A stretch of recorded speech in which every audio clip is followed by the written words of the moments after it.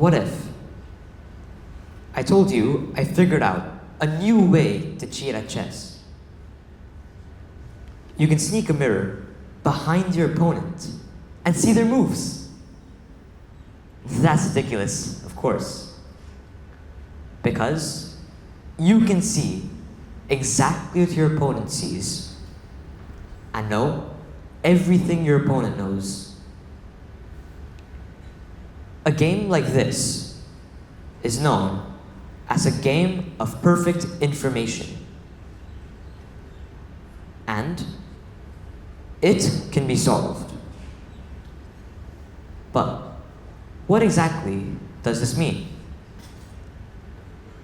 It means that the optimal strategy is known, and the outcome, whether it's a win, loss, or draw, can be determined from any possible position, assuming that both players play perfectly. Let's take the simple example of tic-tac-toe, another perfect information game. Tic-tac-toe is solved. We know that if both players play perfectly, the game always ends as a draw. Another example of this is checkers. Checkers was solved in 2007 by a team led by computer scientist Jonathan Schaefer, using a program called Chinook and a combination of extensive computation and algorithms to analyze every possible position and sequence in the game. We know that if both players play perfectly, the game will always be a draw. So, if you've solved tic-tac-toe and checkers, then what's the big deal with chess? The short answer is, it's complexity. Tic-tac-toe is a relatively simple game with 255,000 different possible games. Checkers takes it a step above, with 500 quintillion different possible games. Chess, however, increases the complexity to another level. There are a whopping 1 novem trigintillion different possible chess games. Or, in other words, 10 to the power of 120. This is known as Shannon's number, named after famous mathematician and computer scientist Claude Shannon. Just to put this vast number into perspective, there are more possible chess games than atoms in the observable universe. Can you believe that? This vast number arises because each player has many options at each turn, and these options branch out exponentially. In fact, on average, each chess position leads to 35 potential moves. This branching factor of 35 very quickly leads to many more possible positions after the opening, with almost 85 billion different possible positions available after just 4 turns. Because of this complexity, depth, and vast number of possible positions, mathematicians and computer scientists view chess as the ideal testing ground for algorithms and AI models. So, you might be wondering, why don't we just use a chessbot or a chess engine? Let's take a brief overview as to how they work. Modern chess engines employ various techniques to excel at chess. They generate all legal moves, use search algorithms and artificial intelligence to evaluate the best move. evaluating millions of positions per second, and using optimization techniques, allows them to achieve a superhuman level of performance in chess. In fact, just to give you a comparison, Stockfish, one of the more prominent examples of a chess engine, has an estimated rating of 3,642. For reference, Magnus Carlsen, one of the world's highest rated chess players, has a peak rating of 2,882. But modern chess engines aren't perfect. They rely on approximation rather than outright solving chess.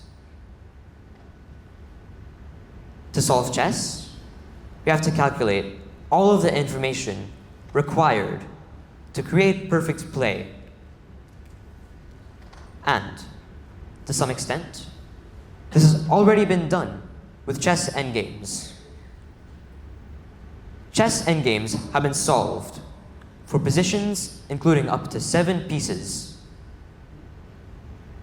This was done by working backwards, a technique called backward induction, generating an 18 terabyte database, which identified the outcome of perfect play from any possible position.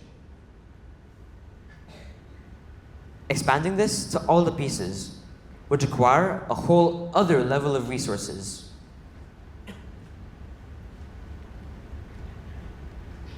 Solving chess requires storing information for every possible position and its perfect move.